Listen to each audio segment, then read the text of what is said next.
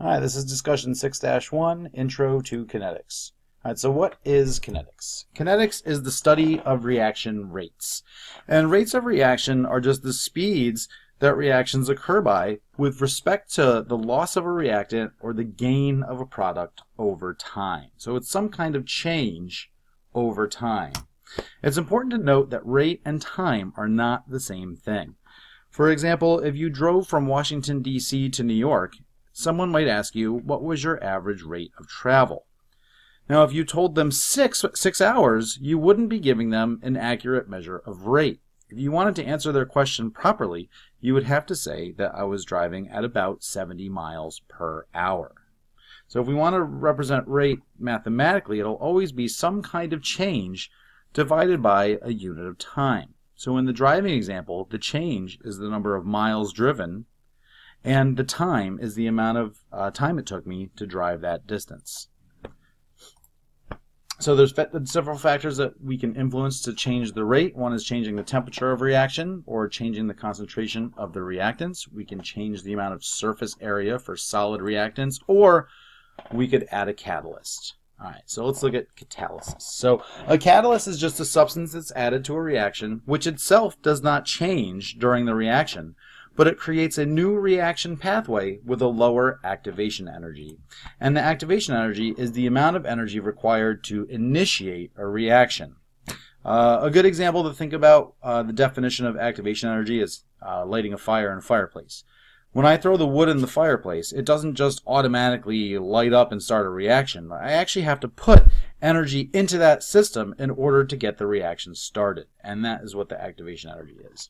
So we can look at the effect of a catalyst on a reaction by looking at a potential energy profile. This is just a graph that shows energy in the y-axis and the time of the reaction, or just time, in the x-axis. If we look here, we have the reactants, and the reactants have a particular amount of energy. Now, in order to get the reaction going, we have to input energy, and that is the activation energy. Once we satisfy the activation energy, the reaction proceeds, and we're left with products. Now, if we look at adding a catalyst, the catalyst doesn't change anything about the reaction. It doesn't change the difference between the energy of the reactants or the products. All it does is lower the activation energy. So the catalyzed reaction will just have a lower hump for activation energy.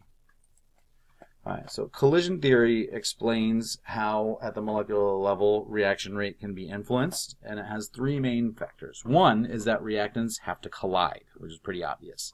They also have to collide with sufficient energy. In other words, they have to be traveling fast enough when they slam into each other to produce an effective collision. They also have to collide in the correct orientation. And as the number of successful collisions increases, the reaction rate will also increase. So here's just a visual representation of that. If the reactants are moving too slowly, when they collide, they will just bounce off from each other and you won't get a reaction. If they're not facing in the proper direction, when they collide, they will bounce off from each other again and you won't get a reaction. But if the other two conditions are met, if they have enough energy and they're facing in the right direction, when they collide, boom, you'll produce a chemical reaction. All right, so we can observe collision theory in the lab by changing either the energy, frequency, or orientation of particles. So if we want to change the frequency, we can increase the temperature. If we increase the temperature, the particles will be moving faster, and so they'll collide more. We can increase the concentration of the reactants, which means we would have more particles in a particular volume, so they will collide more often.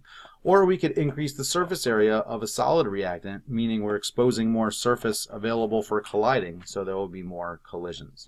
Now, if we want to change the energy of the particles, all we can do is increase the temperature. Remember that temperature is a measure of the average kinetic energy of the particles. So hotter particles will be moving faster, and colder particles will be moving slower. Now, if we want to influence orientation, we would increase the surface area because that would expose more sides of reactants in order available for colliding. So if we increase the temperature, the particles will be moving faster, which will increase the rate for two different reasons. One, there will be more collisions just by the nature of the particles moving faster, and each collision will have higher average energy, and so you'll have a greater proportion of successful collisions. If we increase the surface area, more surface is exposed to react, and so you'll have more collisions.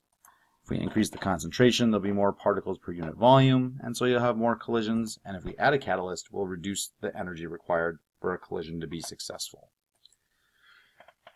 So Maxwell-Boltzmann diagrams are graphs that are used to show the relative number of particles with a certain kinetic energy. So here we have a Maxwell-Boltzmann diagram. You see on the y-axis it's the number of molecules, and on the x-axis it's kinetic energy. So what we have here are two different Maxwell-Boltzmann curves for the same sample. The only difference between them is one of them is at a colder temperature and the other is at a warmer temperature. So when we look at the graph, we see that the high temperature curve has a lot more fast-moving molecules or atoms than the low temperature curve. Right? So remember, this is the number of particles, and as we move to the right, we're increasing the amount of the kinetic energy. So the warmer sample has a lot more particles. There's a lot more area there with a higher energy than does the cold sample. Right? So when we change the temperature, from the cold to the warm, the curve will kind of fatten up a little bit, and it'll move down to the right to show that there's a greater proportion of molecules with a higher kinetic energy. So why would the area under the curve always be the same under a Maxwell-Boltzmann diagram? Well, if we're looking at those two, again, it's the same sample. So they both contain the same number of molecules. The only difference is the temperature or the amount of energy they possess. Right, so another thing they like you to do is showing the effect of a catalyst using a Maxwell-Boltzmann curve. So every Maxwell-Boltzmann curve will have something known as the threshold energy, and it's just a line, vertical line, that cuts the curve at a certain point. And that line represents the activation energy for that reaction. So all the particles that have a greater activation or a greater energy, than the activation energy will collide in such a way that they will collide successfully because they have enough energy. Now we already know that a catalyst lowers the activation energy, so when we add a catalyst, we just move the activation energy line back a little bit to show that the activation energy is lower, and that means that more particles will have sufficient energy for a successful collision, and that is how a catalyst increases the rate. We can also calculate rate quantitatively using stoichiometry. So if we look at this generic equation, A plus 2B making C, we know that 1 mole of A is lost for every 1 mole of C that is formed. And 2 moles of B are lost for every 1 mole of C that is formed. So the rate will be the rate of loss of A, which is the same as 2 times the rate of loss of B, which will equal the rate of gain of C. So if the rate of loss of A is 1 molar per second, or 1 mole per liter per second, then the rate of gain of C will also be 1 mole per liter per second, because for every 1 mole of A we lose, we gain 1 mole of C. And if the rate of gain of C is 4, what's the rate of loss of B? Well, because 2 moles of B are lost for every unit time compared to 1 mole of C gained, that means that in order to produce C, B has to be being consumed at twice the rate that C is being produced. So the rate of loss of B will be 8 moles per liter per second. All right, so take a moment and pause the video and practice with this example.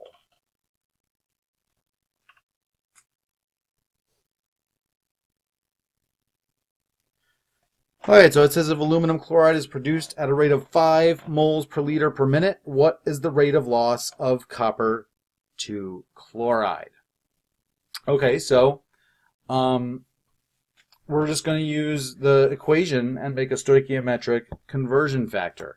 So when I plug in the numbers, I start with 5 moles per liter, or moles per liter per second, it actually should be per minute, of aluminum chloride. I know that the rate of loss of copper to chloride is compared to the rate of gain of aluminum chloride is 3 to 2. So I multiply by that conversion factor, and I get the rate of loss of copper to chloride must be 7.5 moles per liter per second. All right, so we can measure rate in the lab, and a lot of you guys who did your IAs using rate of reaction based IAs probably did one of these things. One is you can measure a change in concentration over time. That could also work with a change in pressure over time if you're doing a reaction with gases that are forming non-gases. You could look at a change in volume over time. Either if a gas is being evolved, the amount of time it takes to collect a certain amount of gas, or the amount that the rate that the volume of a liquid that's evolving a gas would change. If it's an acid-base neutralization, you could look at a change in pH over time.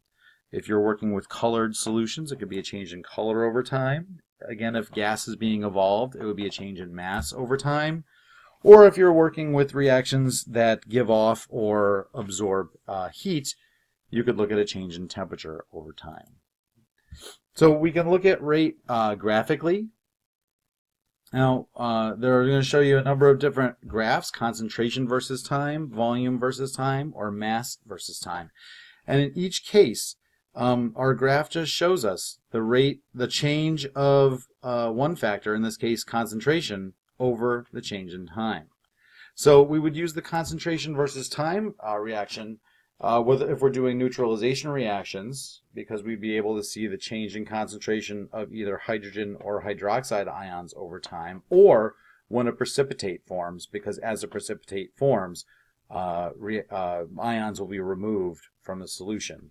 And that will give us a unit of moles per liter per second. So we're changing the concentration per unit time. We also have a mass versus time graph. We would use that when a gas is evolved. So we will see the mass of the reaction change as the gas leaves the system. And that will give us some kind of change in mass divided by a unit of time. It could be any unit of mass. It could be grams or kilograms, but the fact of the matter is it will be that mass divided by a unit of time. And we see here, this graph gives us two different curves, one for a reaction labeled 1 and one for a reaction labeled 2. We can get a lot of information from this curve. First of all, we can calculate the rate by looking at the slope of the curve, which we'll talk a little bit more about in topic 6.2. But we can also determine the amount of product that forms. We see that 1 loses less mass than product 2. That means that reaction 2, must have evolved more gas. Now we know with our chemical intuition and knowledge of stoichiometry that if we're producing more gas, then that means we had more reactant to start with in 2 versus 1. We'll look at some IB questions where they assess this, because they definitely assess it fairly often. And we can also finally have a graph of volume versus time, and we'll use that when we're evolving a gas and collecting it. And so if we look at the y versus x axis, the unit will just be the volume of carbon dioxide, or the volume of whatever gas we're collecting, divided by time. So an example could be cubic centimeters or cubic decimeters or whatever, divided by time. And that's it for discussion 6-1, a quick one. So we'll have time to do lots of practice in class. Thank you for watching, and have a good one.